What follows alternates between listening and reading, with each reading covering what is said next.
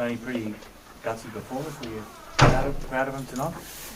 Yeah, no, I was definitely proud. Proud of the effort, because there was a couple of times there where Papua New Guinea put us under a lot of pressure, but the boys kept turning up and kept fighting, so that's all you can ask. I guess if you asked a few more attacking opportunities, you might have finished closer, you know? Yeah, to be fair, I think it was probably, on the other side where we let ourselves down a bit. A couple of soft tries, one off a 20 tap. I thought the first set after half time with a prop ran 60 metres, that wasn't a great start for us, and they scored, three plays later. So that really took the wind out of our sail, because I thought we did a good job to get back, within 2 points at half time. But as I said, there was just a couple of times where we just let them off the hook. There was a celebration for Anthony Gelling towards the end. Can you just expand on that? Was it a milestone game? No, he's going home. Right, so he's got some personal issues, reasons for doing that, so he's heading home tomorrow. So, he's been an outstanding servant for Cook Islands Rugby League. He's always put his hand up. Doesn't matter where he is in the world. If we ring him, he'll turn up and play. And that he's an absolute freak, to be fair, because that's the second game of rugby league this year. And to do what he did, he had a great game last week, ran 300 metres, and then he did everything he could today to try and get us a win. So champion. You think it might be his last game, given his age and everything, maybe? You wouldn't put it past him to back up again next year? Yeah, well, it took me 4 months to convince him to get him on this tour, so I think that might be the end for him. But he's a passionate guy, and he spoke to the boys just in the shed then about continuing his legacy and building something for the squad. So and what other bloke to do it is, he's the perfect person. What's the mood like, I suppose, in the dressing shed, the emotion? Like, you had a good, great win the other night, and a gutsy performance, but you fell short. Oh, we're disappointed. Like, we had high expectations on this match, and now our job is to get ourselves up for Tonga on Sunday. And it'll be another game where no one gives us a shot, but I know the boys are looking forward to it. It's we don't get to play the Pacific Brothers that much anyway, so we're looking forward to that challenge. It's something you'd like to play them more, I imagine. Oh, definitely. I think international footy, and Pacific Island footy is, I think, what we need more of, not less of. The more opportunities, the better. Around PNG, what do you think they can do over the weeks coming up?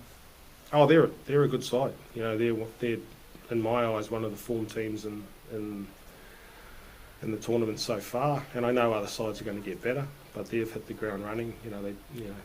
To be fair, they should have beaten Tonga last week, and like I said, they upped the ante on us a couple of times tonight. And we just couldn't go with them a couple of times, but we had our chances as well.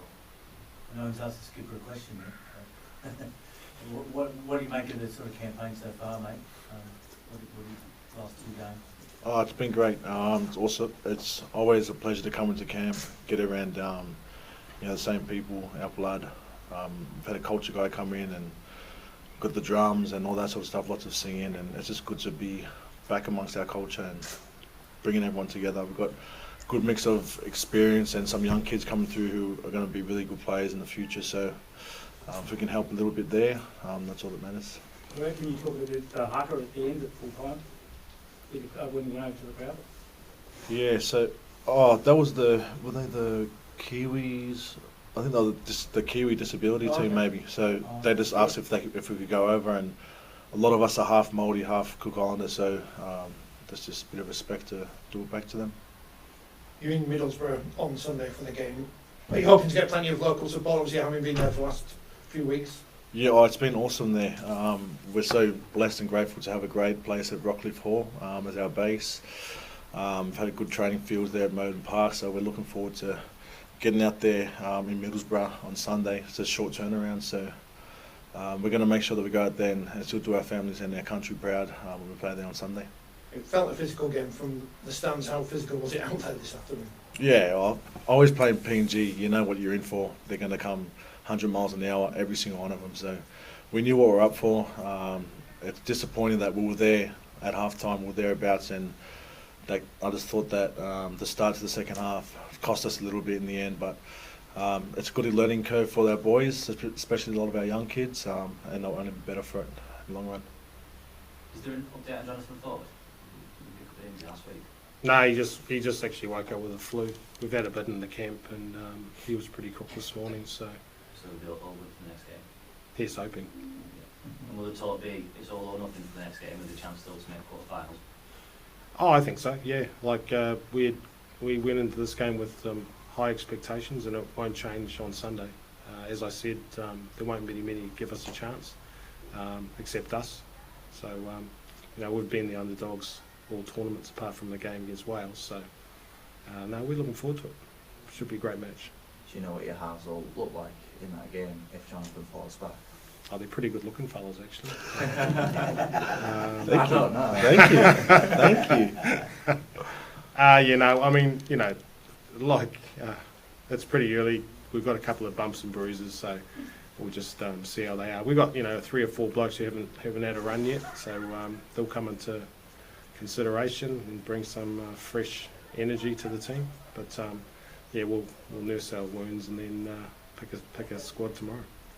What's it been like for you being able to get back out on the field after a bit of a difficult year? Yeah, it's been awesome. Obviously, it wasn't the best start of the year for myself, but I was actually meant to go back and play in the mid-season test before I got injured before that. So just grateful that I could get my rehab done, get back into camp, get amongst the boys, get some training under my belt, and it's my second game in 6 months. So it's just good to be back on the field with the boys, and I'll be better for it again next week against Tonga. Well, this week against Tonga. Do you know what you'll be doing next year at all? Nothing yet. My plan was to come in here and just play some footy again, get back in that shop window, I guess it's called. And I'm hoping just to finish well against Tonga and see what happens.